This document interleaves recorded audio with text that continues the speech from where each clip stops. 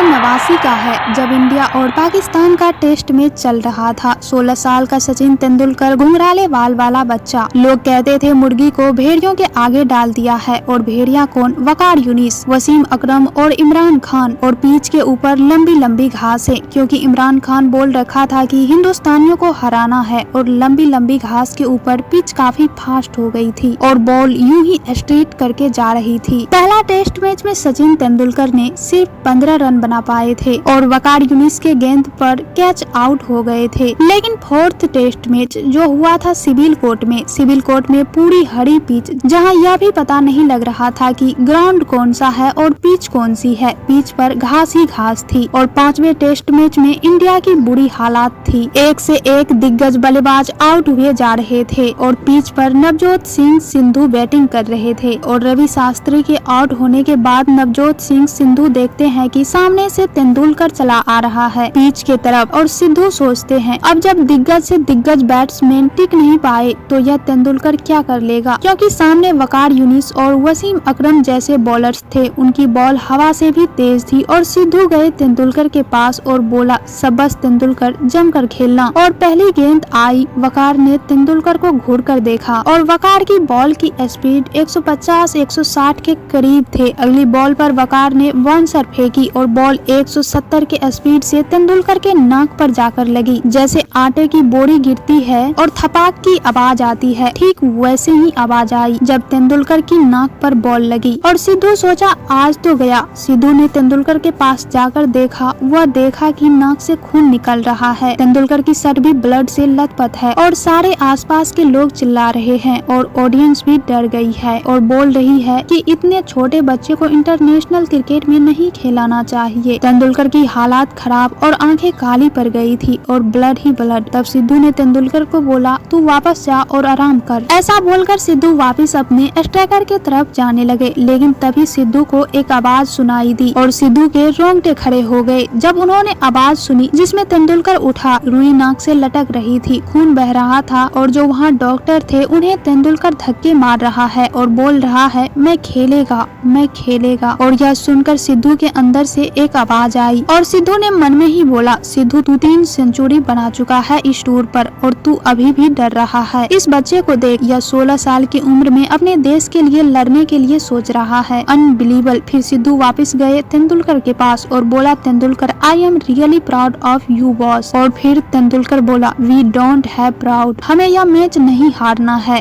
यह मैच किसी भी कीमत पर नहीं हार सकते। हमारे देश की इज्जत है। खून से लथपथ होने के बावजूद सचिन ने पाकिस्तान के घर में उस दिन ऐसी पारी खेली जिसका जिक्र आज तक किया जाता है। पाकिस्तान के मजबूत बॉलिंग अटैक के सामने सचिन डटकर खड़े रहे और उनके बल्ले से 57 रन की जोरदार पारी निकाली। यह वो पारी थी जिसने सचिन को वर्ल्ड क्रिकेट में पहचान दिलाने का काम किया था।